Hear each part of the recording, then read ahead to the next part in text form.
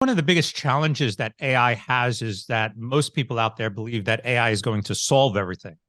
And the reality is it's not. You still have to have a foundation. You still have to have a brand. You have to have the message. You have to understand what your customers want. Can you leverage AI to better understand what your customers want? Absolutely. But if you're thinking, hey, let's just implement AI and replace certain aspects of our organization and automate that, it might actually have a negative effect.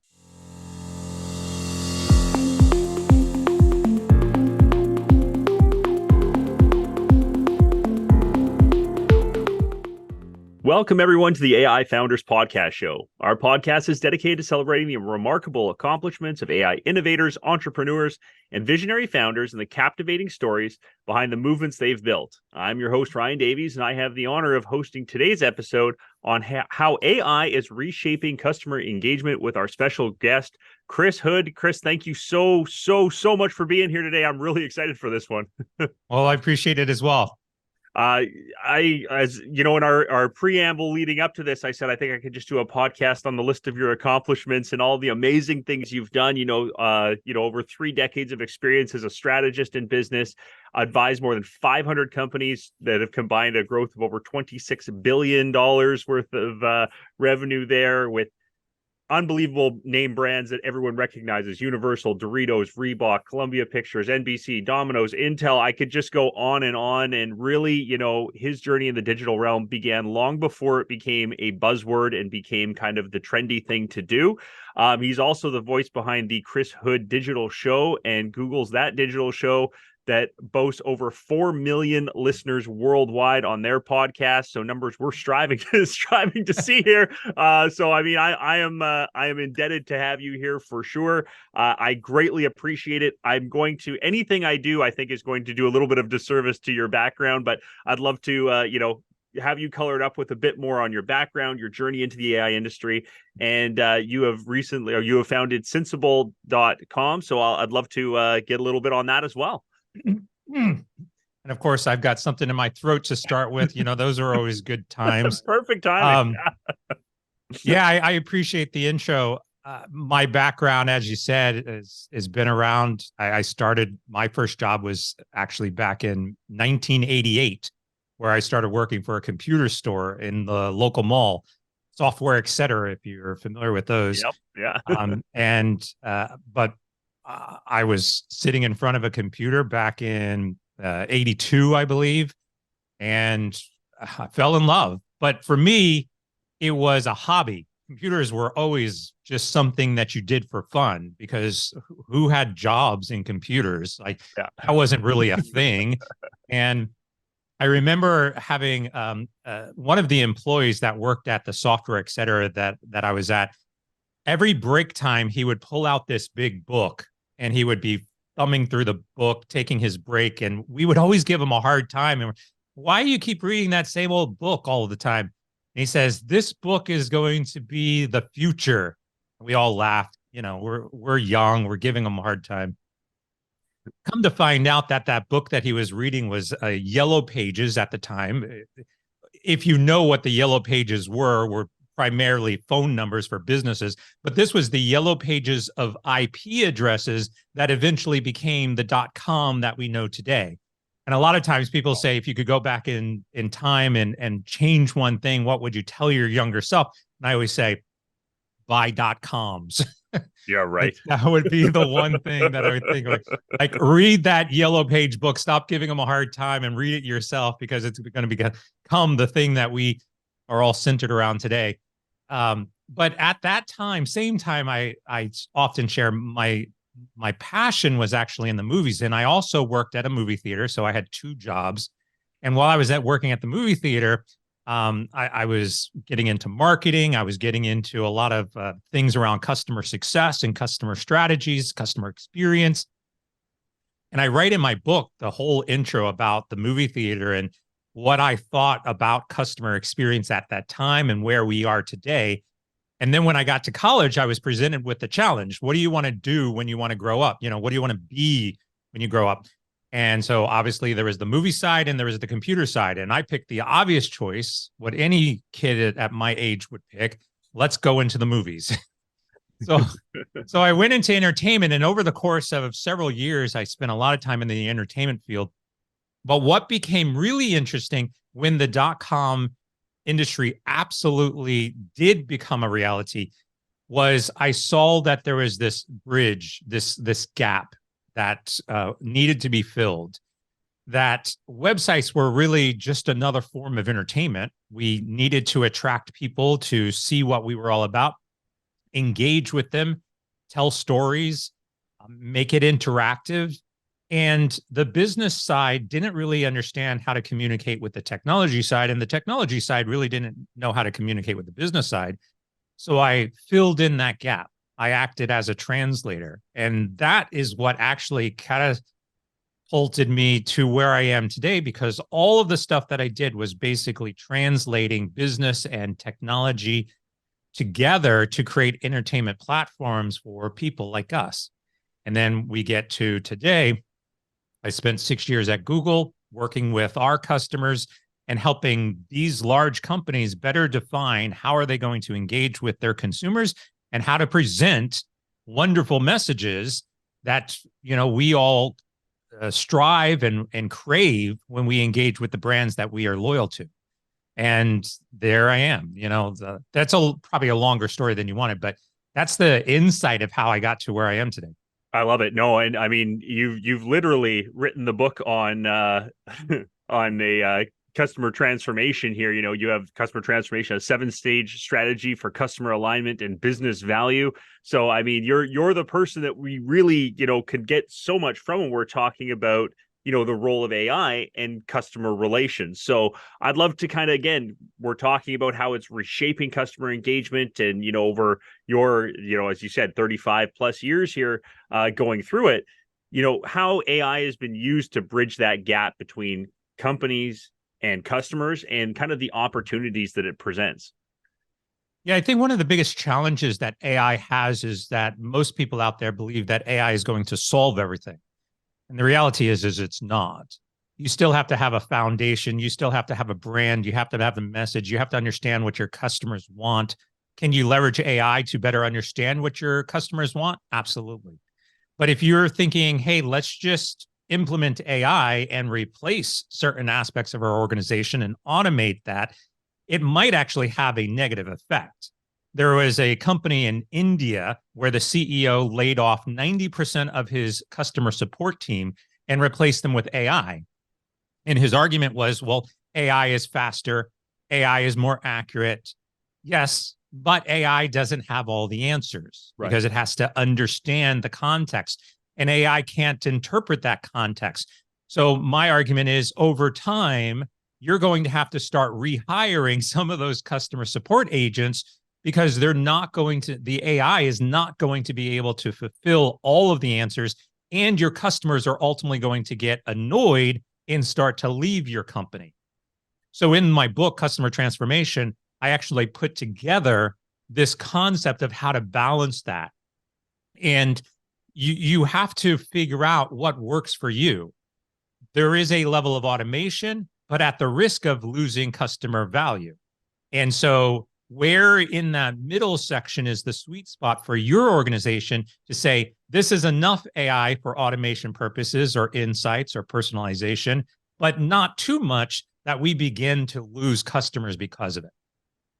I love that. And, you know, I'd love to kind of drill down on that a little bit more, because I think, you know, you mentioned that human AI collaboration is really what the key is going to be, right? And we've talked in numerous episodes. I mean, it's an AI thing, right? Oh, AI is coming to replace us. It's coming to, and you just talked about those massive, you know, the pitfalls that can happen from that. But, you know, how does human oversight really play into this space to ensure those positive outcomes and not necessarily for AI to be that replacement value, like you had just mentioned? I think human oversight is one facet of this. I think human understanding of what AI is the bigger piece. I like that. Yeah. I blame the media for this, right? We all believe in Terminator is coming and, you know, we're going to get our butts handed to us and our jobs are going to be replaced, right? The media has overly hyped or sensationalized what AI is. The reality is AI is nowhere near what we believe it is. And I think actually a lot of your listeners are probably, even people who are actively involved with AI, may have this perception about what AI is today, but our perception is wrong. Our perception of what AI is, influenced by the media, is probably at least another 10 years away. We're nowhere close to being able to achieve the things that we think AI can do. And so if we can solve that perception of AI, then how we control and manage and implement AI within our organizations becomes a little easier, because now we know what AI is and what it isn't. It's no different than if you were to go and place a job, online and get some resumes in. You know what the job is. You've got a job description. You know what that individual should be able to do. You know what you want them to do in your organization. You go, you hire somebody, you have an expectation, they do that job. Right now, we're going and hiring a bunch of AI stuff to come in and do stuff that it can't do, right, within anticipations of things that are completely unrealistic, and then wondering what's going on. I'll add one more thing before you probably ask this. I'm going to jump ahead. Perfect. And that is, I hate to say this, but a lot of AI founders that are out there building AI products are probably going to fail. They're probably going to fail because they don't understand the premise of what it's actually doing.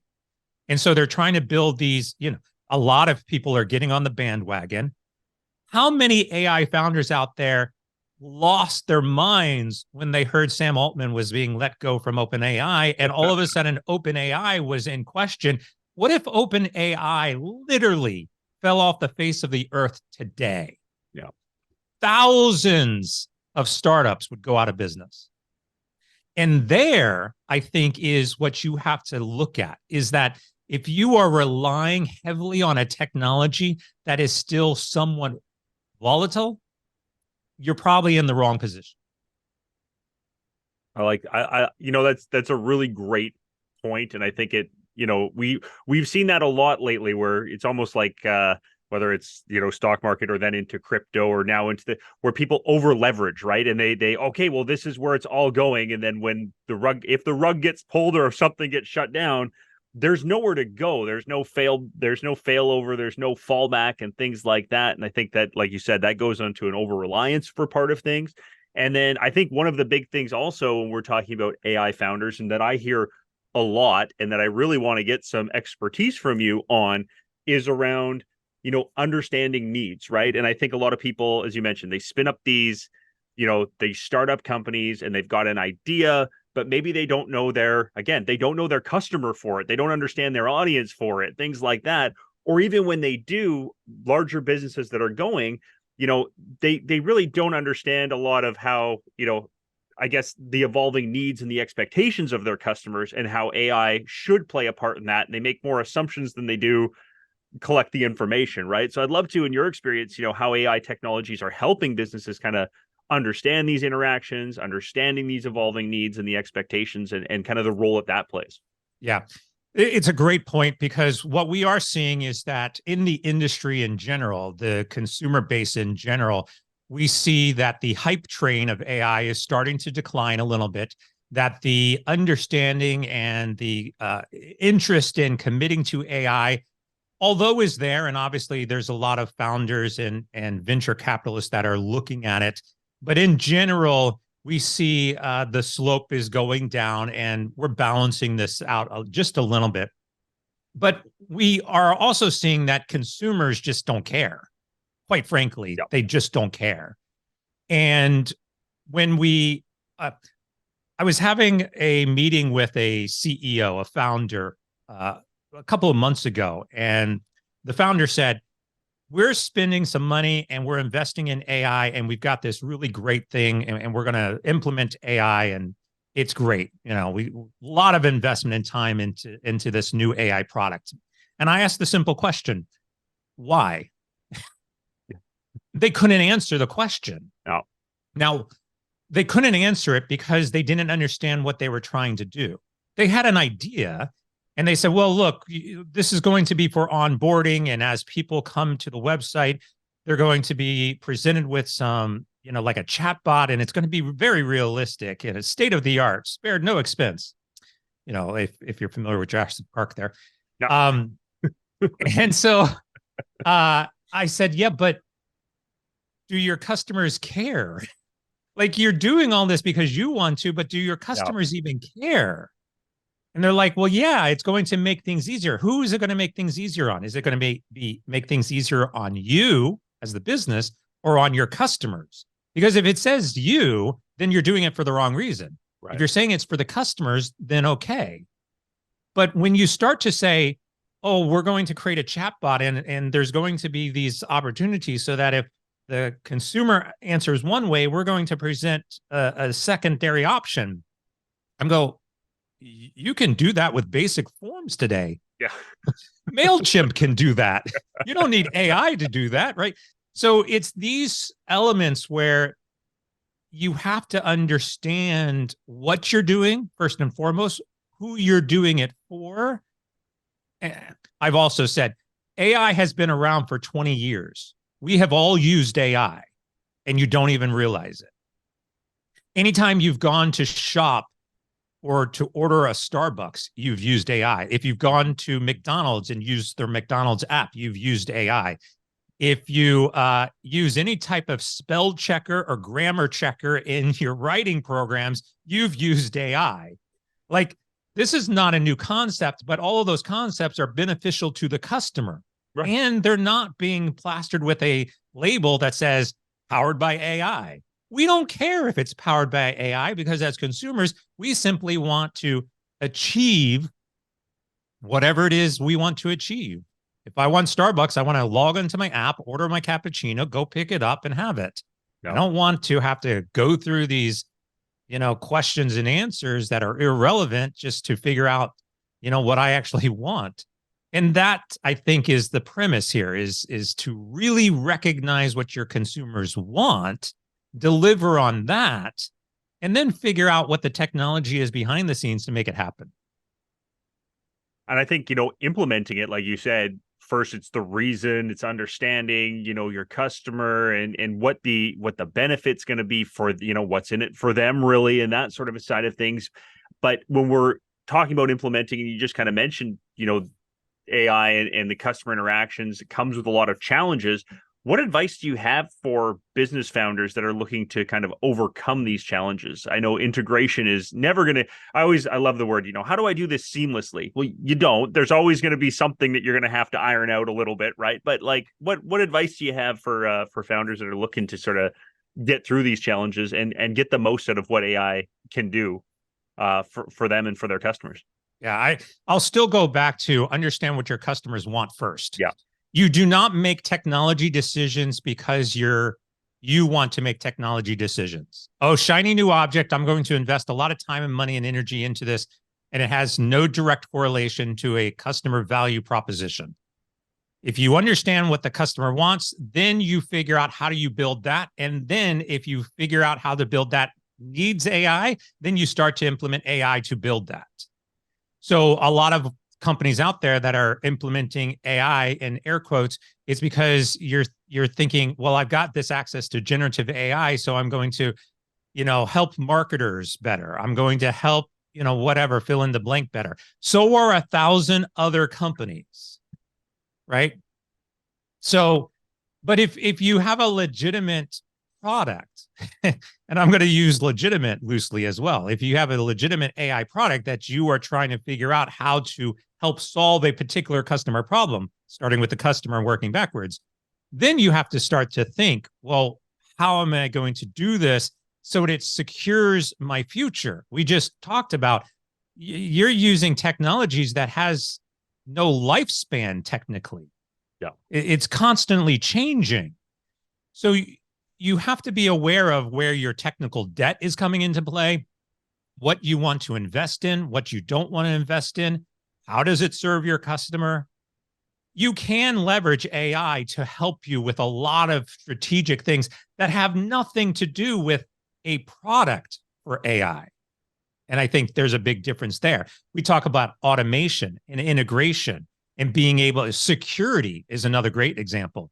Like you can implement AI to help you automate and get to market faster. Why do you want to get to market faster? To help fulfill the needs of your customers, right? Right. Just if we're talking about the difference of, look, this product takes me 7 days to implement a new update, but now I can get it down to 1 hour with AI, that benefits your customer. So think about it like that. If you can bring in AI to improve privacy, increase security, ensure that your customer data is protected, great, do that, because there's a direct relationship back to what the consumer gets out of it. It doesn't always have to be an AI product. It has to be a functionality, feature set, experience that is going to make your customer happy.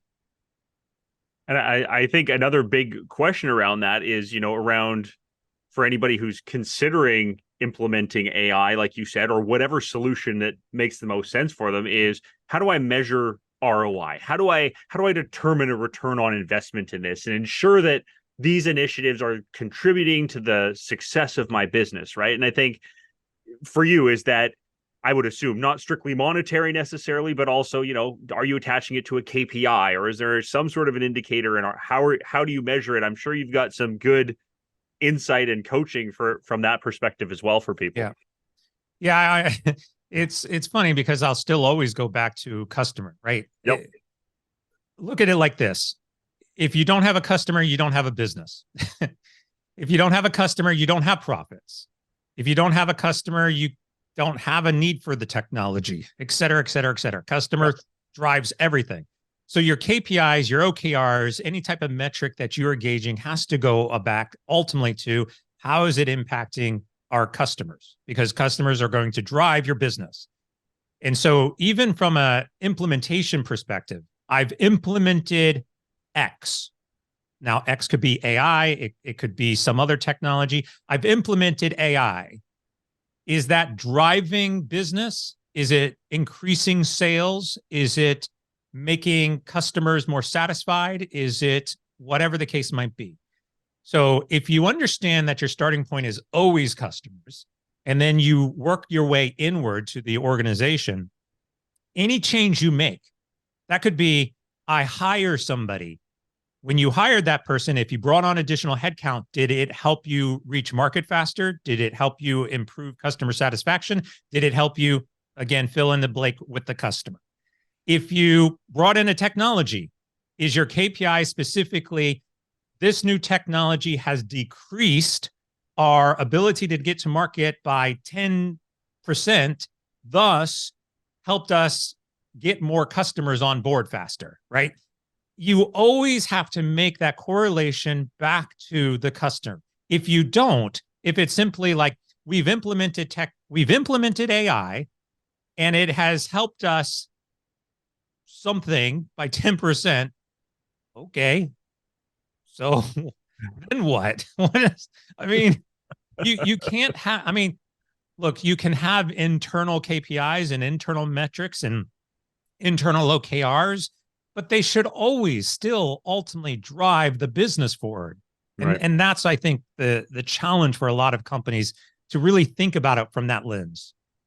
I totally agree. I mean, I think it's just so critically important. Again, like, you got to take a little bit of blinders off or whatever it is, and understand, look beyond what you see and try and get some good ideas around that. When we're talking about, bringing this in again, sort of a couple final things here as we're wrapping up, but for founders, for, small business, media, even small, medium enterprise, whatever it is, I think you have to have a scalable approach to this, right? This isn't an all or nothing sort of a plan, right? So what kind of considerations do you think should be taken into account? And when we're talking about this, how do you measure where you're at and where you want to go, sort of sense of things? Yeah, actually, I think AI is one area that can help you scale. So if you think about even regionally, if you have an app and you want to expand that app regionally, and you're distributing it throughout the cloud, you can automate where to spin up, instances of your application in different regions based on access to those regions. And again, AI can help you with that. Same thing with security. AI can help you really monitor threats and proactively counterbalance some of that. So AI can be a big enabler of scale. AI, again, is not going to necessarily replace the human element. You're not going to say, hey, we need a marketing agent. Let's go hire an AI agent to satisfy our marketing. Just doesn't work that way. Yeah. So, but what AI can do, interesting enough, especially from generative AI, is provide you with some insights or thought process brainstorming about what you can also accomplish. And so, if you've ever sat down with ChatGPT, just ask it questions like, I'm at this place. I want to get to this place. How might I do that? And get some ideas, right? Again, really, all this is a learning tool. It's an educational opportunity. Instead of you going and doing all the research yourself, streamline that and allow ChatGPT to help you with the research. And that's what it's good for. And then take that. There's a lot of methodologies out there for scale or process improvement. You look at your time. Hey, it takes us 10 days to do this. We want to get it down to 9 days. What can we do? We want to get it down to 8 days, down to 7, 6, 5, 4, 3, 2, 1, whatever. Can we get it down to 1 day? Yes. How can AI help you solve those problems and help you think creatively and also bring in maybe an unbiased opinion in that process? Because too often leaders, well, I think I know what we need to do. Oh, this is my idea. I'm going to do it.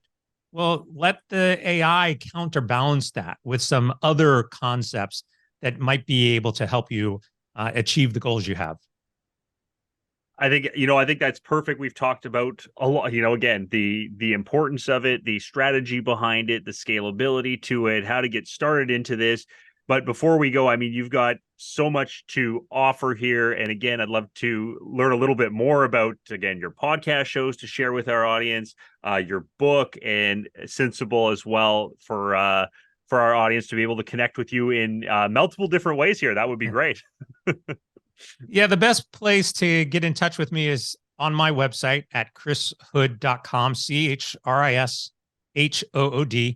chrishood.com. On that website, you'll find my podcast, links to buy my book, Customer Transformation, all of my social media profiles, so you can reach out and connect to me there. From a Synsible perspective, Synsible AI or synsible.com, that's SYNSIBLE.com. We are a startup in the AI space, mostly doing AI consulting and integration. So if you have a company that is interested in getting into the AI space, we can help you achieve that and direct you and give you some advice and where to go and how to do it. Or we can actually help integrate some of the tools that you currently have with AI, or even build new AI systems if that's what you want. But the best place is chrishood.com, and feel free, reach out anytime. There we go. Definitely, I think we're gonna have some people reaching out there for sure. It is a literal one-stop shop, that page, for everything we're looking for, to get to the podcast, to get to the book, to get connected to you, to get more information. And Chris, I cannot thank you enough for being here today. I really appreciate it. Our audience appreciates it very much, and I'm hoping we can have you back again to continue on this journey. We literally scratched the surface, I think, as AI is, right? Everything is just at that. I feel like it's that 1% mark right now, right? So I thank you very, very much for your time and for sharing your wisdom and your stories with our audience today. Absolutely. Fun conversation. Loved it. And thank you, everybody, for joining us on this enlightening journey through AI innovation. Hope you've been inspired by the incredible stories shared today. And remember, the future is driven like pioneers like our guest, Chris Hood, with the limitless possibilities of AI. So stay curious and innovative. Keep exploring the boundless horizons of technology. And before we sign off, small request as usual for our dedicated listeners. If you've enjoyed this podcast, and I'm sure this episode you definitely have, please take a moment, leave a review, subscribe, share it, friends and family. Your feedback and support is what helps us bring more amazing content and incredible guests like Chris Hood to be able to, for you to tap into his wisdom. So until next time, this is Ryan Davies signing off. Take care, everybody.